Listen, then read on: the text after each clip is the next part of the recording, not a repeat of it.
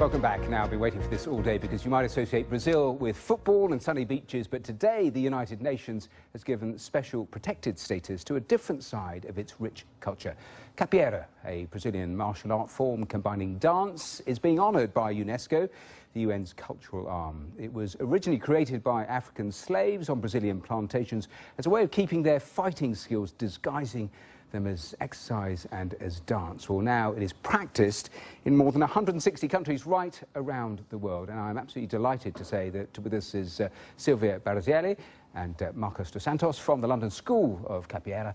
It was the first of its kind here in the UK, and it was established back in 1988. We'll come to that in a moment, but protected status, first of all, you must be delighted. That's great. I think that's great. Is the recognition that I think all capoeiristas were waiting for, coming from Brazil, and then making sure that, you know, all the hard work through the years is there, established and kept. We'll see pictures of the dance in a moment, and you're going to do a bit of it later, but just tell me, because it's such an interesting mix. I mean, what is it? Is it principally dance? Is it principally martial arts? We call it a game of capoeira. So you play an intelligent game through movement. So it's imagine like a game of chess through movement. So you throw a turning kick and the opponent dodge the movements by doing an evasive movement, and then it develops into a game.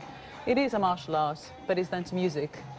We're seeing it there on the screen. So just explain briefly, in terms of what we're seeing, what are they trying to do here? Right, they're playing the berimbau that we're going to demonstrate soon, and they playing the game of capoeira within a circle. So they have a very limited space in which to take. This group is quite acrobatic, and so basically they playing a quite fast game. And so it's extraordinary because it's on their feet, on their hands, sometimes I've seen on their heads. That's right. So you use turning kicks, you use floor movements, you use aerial movements, you know, and they're more performing for the camera, so that's they trying to impress with acrobatic movements as well. Now, we saw that in the pictures, and you've got them here, these extraordinary instruments. Just tell me a little about them, and is it part of it all, integral to it? That's right. This is the symbol of capoeira, the berimbau. So it sets the tempo, it tells the player when to start and when to finish the game. Oh, OK. And it's a one-string instrument, and it's an African instrument that were taken to Brazil. And today is the symbol of capoeira. And just play it for me so I can hear the sound of it. OK. Just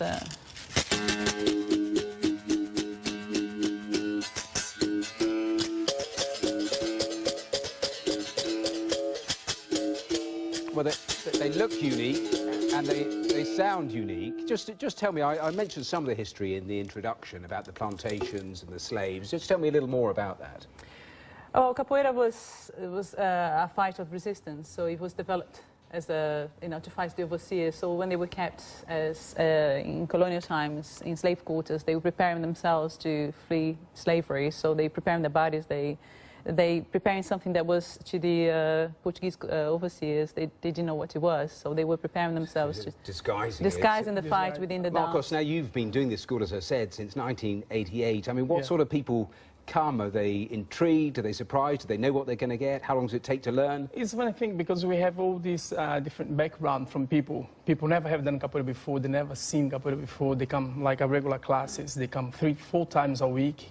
That's quite amazing to the way they respond about it. They never seen capoeira before. It's children, great. adults, Children, women, adults. Men, all backgrounds, all shapes and sizes. How long does it take? I mean, we saw those people there, and you're going to show us. I mean, how long do you have to do it before you can get? About, I mean, it's extraordinary acrobatic. 1 week. It depends how much you put into it. It's like anything that you dedicate yourself. Some people take, you know, it's very and easy. It's really taken off, hasn't it? That's right. Yeah. We have taken capoeira from London all the way to Dundee in Scotland. Now we don't need to go anymore because there are groups there that are practicing it. So it's all over, really.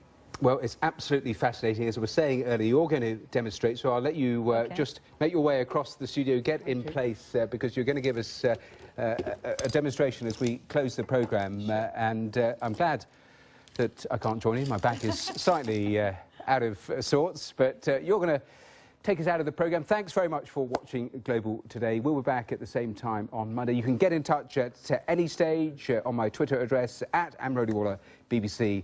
So here we go. We're out of time. Take it away.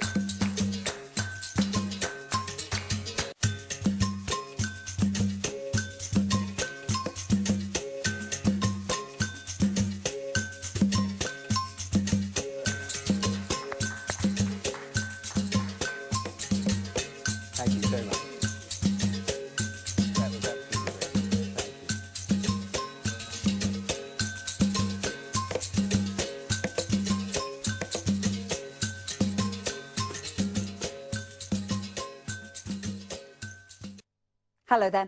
Certainly looks as though we're going to continue to see some stormy weather affecting Western Europe over the next 24 to 36 hours as low pressure remains the dominant feature, piling